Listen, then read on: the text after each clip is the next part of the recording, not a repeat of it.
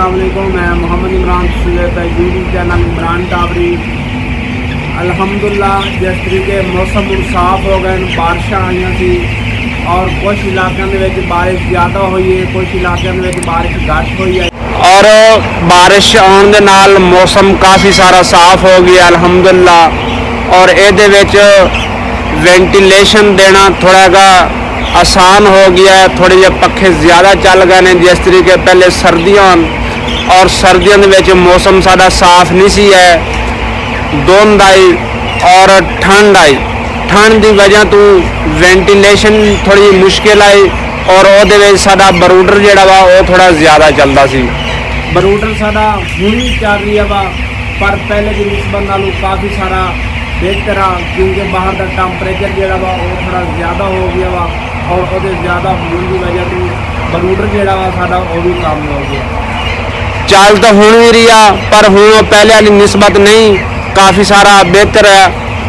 5-10 मिनटा बाद 8-10 मिनटा बाद कोई 2-3 मिनट चलता वा और फिर बंद हो जाता। इसी तरीके वेंटिलेशन रखनी चाहिए। और ये की आ हुण साडा चूहा अल्हम्दुलिल्लाह हफ्ता जड़ा वा वो क्रॉस कर गया वा और वो की आ जदों इन्हां दिनां दे विच वेंटिलेशन देनी आ और ये पखे तुसी चेक करो तो वो साडा हुण इस टाइम तुहानूं वो भी विखावांगे कि पखे साडे किस तरीके चलते पैन और पक्षियों की सैटिंग किस तरीके लाई, जी सैटिंग है वो किस तरीके असी लाई हुई है।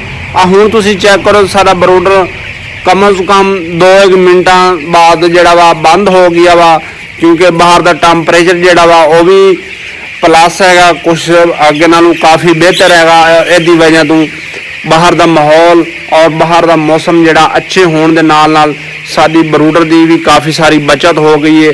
वेंटिलेशन जी असी देनी तो होंगी आ और उस वेंटिलेशन दे विच बाहर मौसम साफ होने दे सानू काफ़ी सारा फायदा होंदा वा।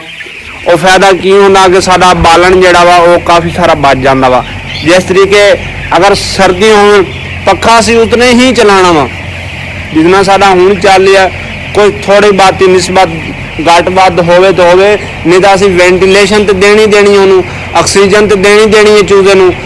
असी बरूडर साडा जिहड़ा हुण चलदा पिया ओहदी निस्बत ज़्यादा चलेगा।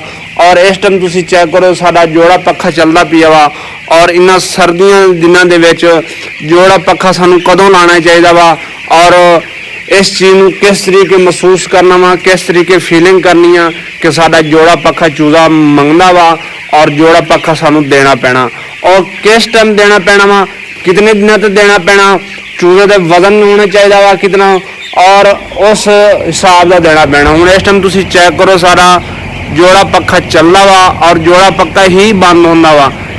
ਇਹਦਾ देने का काफ़ी सारे फायदे ने जोड़े पखे दे और काफ़ी सारा ही फायदा अल्हम्दुलिल्लाह। ये वेंटिलेशन भी तुसी चेक करो तो वह भी सारी ठीक है अल्हम्दुलिल्लाह और ये बरूडर भी बंद हो रहे हैं। तुसी चेक करो जोड़ा पखा कट्ठे ही चलता वा और कट्ठे ही बंद होंदा वा। कि सर्दियों दे विच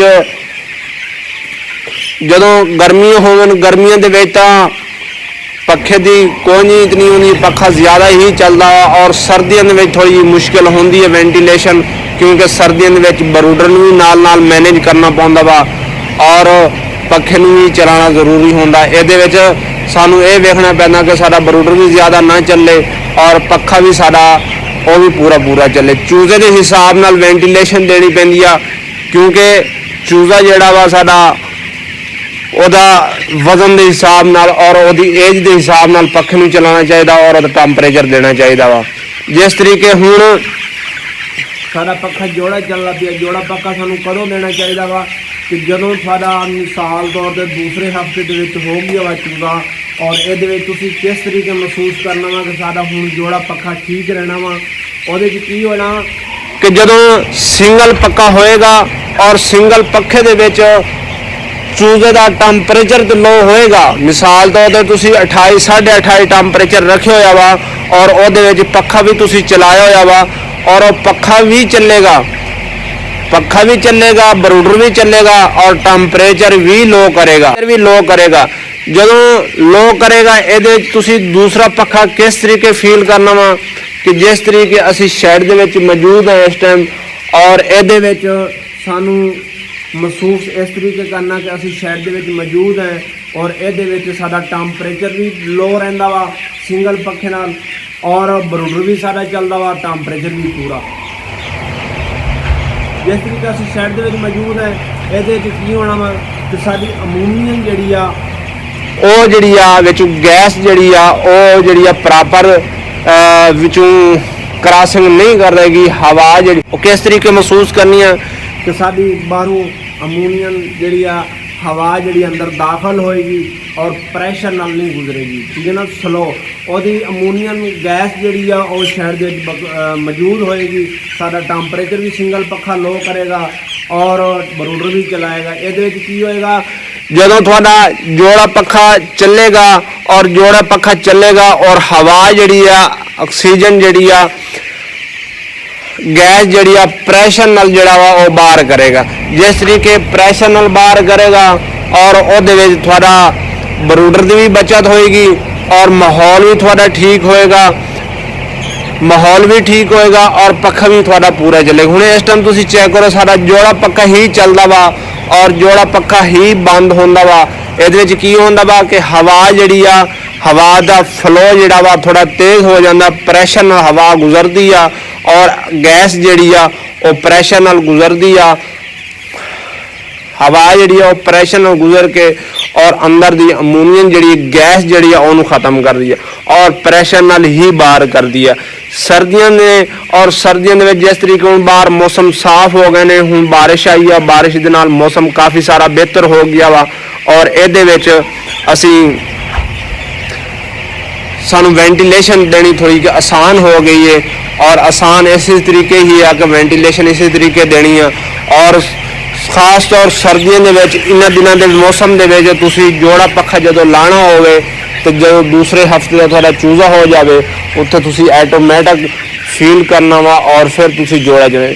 ਜਦੋਂ ਫਿਰ ਦੋ ਪੱਖੇ ਹੋ ਜਾਣ ਤੁਹਾਡੇ ਮੈਨੂਅਲ ਜਾਂ ਸਿੰਗਲ ਪੱਖਾ ਮੈਨੂਅਲ ਹੋ ਜਾਣਾ, ਫਿਰ ਤੁਸੀਂ ਇੱਕ ਪੱਖਾ ਮੈਨੂਅਲ ਨਾਲ ਦੂਸਰਾ ਪੱਖਾ ਤੁਸੀਂ ਟਾਈਮਰ ਤੇ ਲਾ ਸਕਦੇ ਹੋ। ਇਸੇ ਹੀ ਤਰੀਕੇ ਸਰਦੀਆਂ ਦੇ ਵਿੱਚ ਜਦੋਂ ਤੁਹਾਡਾ ਜੋੜਾ ਪੱਖਾ ਬਣਦਾ ਹੋਇਆ ਅੱਜ ਜੋੜਾ ਪੱਖਾ ਤੁਸੀਂ ਕਿਸ ਤਰੀਕੇ ਚਲਾਉਣਾ ਉਹਨੂੰ ਇसी ही तरीके फील करना वा, इसी तरीके समय को हम जोड़ा पक्खा चलाओ। उम्मीद करें कि ये वीडियो अच्छी लगी होगी। अगर वीडियो अच्छी लगी है सारे चैनल को ज़रूर सब्सक्राइब करें और बेल आई बटन को ज़रूर दबा दें ताकि आने वाली वीडियो आप ही तक पहुँचे। तब तक के लिए अल्लाह हाफ़िज़।